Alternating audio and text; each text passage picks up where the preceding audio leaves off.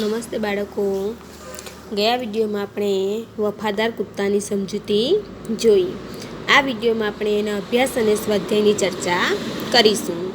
અભ્યાસમાં પ્રશ્ન પહેલો છે, નીચે दिए गए शब्दों का प्रयोग कहानी के जिस वाक्य में हुआ हो वह वाक्य पढ़िए. પણ આપણે લખવાનું છે. समाधि. तो समाधिનું શું થશે કે बंजारे ने उस वफादार कुत्ते का समाधि मंदिर बनवाया. क्या શું આવશે સમાધિનું? बंजारे ने उस वफादार कुत्ते का समाधि मंदिर बनवाया. बंजाराનું શું આવશે? पुराने ज़माने में व्यापार का सामान लाने ले जाने का काम बंजारे करते थे. वफादार बो सहेलू है. कुत्ता बड़ा वफादार था. सौ. वह कुत्ते की सौ को अपनी गोदी में लेकर फूट फूट कर रोने लगा.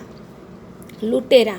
अगर चोर लुटेरा पड़ाव की तरफ आते दिखाई देते थे तो कुत्ता भौंक भौंक कर उन्हें दूर भगा देता था. जमानत.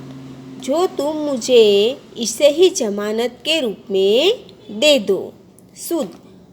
मैं आपकी पूरी रकम सूद समेत 1 साल में ही चुका दूंगा. गोद. वह कुत्ते के शव को अपनी गोद में लेकर फूट फूट कर रोने लगा. હું તમને આ લખીને અભ્યાસ મોકલાવીશ. प्रश्न 2. प्रश्न के उत्तर दीजिए. समाधि क्यों बनाई जाती है? समाधि કેમ બનાવાય છે?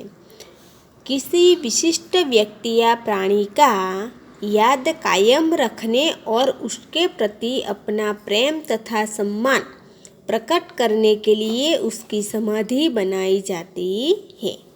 समाधि क्यों बनाई जाती है? किसी विशिष्ट व्यक्ति या प्राणी की याद कायम रखने और उनके प्रति प्रेम और सम्मान प्रकट करने के लिए उनकी समाधि बनाई जाती है. आप इस कहानी को और कौन कौन से नाम देना चाहते हैं? आ कहानी ने बीजा कया कया शीर्षक आपी शकाय छे? तो पहलू आपी शकाय छे के एक कुत्ते का समाधि मंदिर. बीजू अब पछताए होत क्या जब चिड़िया चुग गई खेत. जल्दबाजी का परिणाम. और लाखा बंजारा और उसका कुत्ता. कुत्ते को वफादार प्राणी क्यों कहा गया है? कुत्रा ने वफादार प्राणी शा माटे कह्यु छे? कुत्ता अपने मालिक के घर का भरोसेमंद चौकीदार है. कुत्ते के कारण चोर मालिक के घर में घुसने से हिम्मत नहीं करते. यदि चोर मालिक का सामान चुरा ले जाता तो कुत्ता उनके पीछा करता. अगर चोरों कहीं सामान छिपाया हो तो कुत्ता मालिक को उस जगह तक ले जाता है और छुपाया सामान वापस दिला देता है. मालिक के लिए कुत्ता अपना जीवन तक कुर्बान कर देता है. उन्हीं गुणों के कारण कुत्ते को वफादार प्राणी कहा गया है. बंजारे के कुत्ते को आते देख कुछ सोचा होता तो क्या होता? બંજારાએ કૂતરાને જોઈને કંઈ વિચાર્યું હોતે તો શું થતે? बंजारे ने कुत्ते को आते देख कुछ सोचा होता तो वह कुत्ते पर लाठी से प्रहार न करता. कुत्ता बंजारे के पास पहुंच जाता तो बंजारा उसके गले में बंधी हुई चिट्ठी अवश्य देखता. चिट्ठी पढ़कर उसे खुशी होती और उनके प्रति गर्व का अनुभव होता. सेठ ने कुत्ते को क्यों मुक्त कर दिया? सेठ ने कुत्रा ने केम छोड़ी दीधो, केम आज़ाद कर दीधो? सेठ के यहाँ चोरों ने डाका डाला था. कुत्ते ने चोरों का पीछा किया. दूर जंगल में जाकर सारा माल जमीन में गाड़ दिया था. फिर वे भाग गए. कुत्ता सेठ जी को जंगल में ले गया और भौंक भौंक कर वह जगह बताने लगा जो चोरों ने माल गाड़ा था. थोड़ा खोदने पर चुराया गया सारा सामान मिल गया. सेठ को खुशी हुई और कुत्ते को मुक्त कर दिया। शब्दकोशમાં ગોઠવવાનું છે સુંદર, વાપસ, વફાદાર, इसलिए, આશ્ચર્ય, લૂંટેરા। પહેલાં શું આવશે?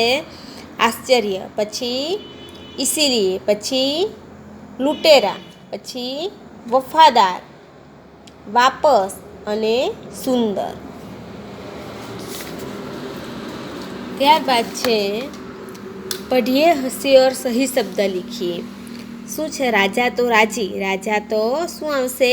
રાની, ગ્વાલા તો ગ્વાલીન, અભિનેતા તો અભિનેત્રી, રાની તો રાજા અને શેરની તો શેર।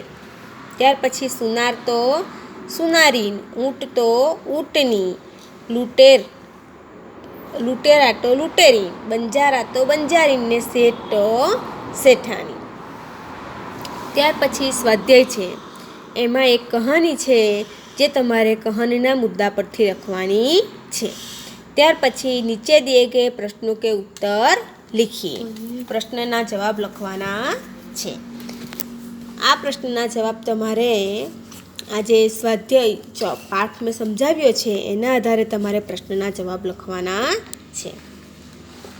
ત્યાર પછી શું છે? लिंग છે। શું છે? लिंग। घोड़ा दौड़ रहा है तो घोड़ी दौड़ रही है। ત્યાર પછી શું છે? શેઠ ને કહા રૂપિયે તો મેં દે દૂંગા, પર શું બદલવાનું છે? લિંગ બદલવાનું છે રેખાંકિત શબ્દમાં। તો શું આવશે? શેઠાણી ને કહા રૂપિયે તો મેં દે दूंगाની જગ્યાએ દે दूंगी। बंजारे को बहुत दुख हुआ, बंजारीन को बहुत दुख हुआ। ऊँट की पीठ पर सामान लदा है, ऊँटनी की पीठ पर सामान लदा है। मैदान में लड़का खेल रहा है, मैदान में लड़की खेल रही है। એવી રીતે તમારે પાછું આ લિંગ બદલીને કરવાનું, વાક્ય પ્રયોગ કરવાનો છે। આ જે સંજ્ઞા છે એક સંજ્ઞા પાછળ આપેલી છે। પહેલાં કઈ આવશે? વ્યક્તિવાચક। આ મેં તમને નોટમાં સમજાવેલી છે। किसी खास व्यक्ति, प्राणी या स्थान को सूचित करने वाली संज्ञा को व्यक्तिवाचक संज्ञा कहते हैं। व्यक्तिवाचक संज्ञा किसी खास व्यक्ति, प्राणी या स्थान को सूचित करने वाली संज्ञा को व्यक्तिवाचक संज्ञा कहते हैं। संज्ञाना वाक्य છે આશા વિમાન ચલાતી હે। કોનું નામ છે?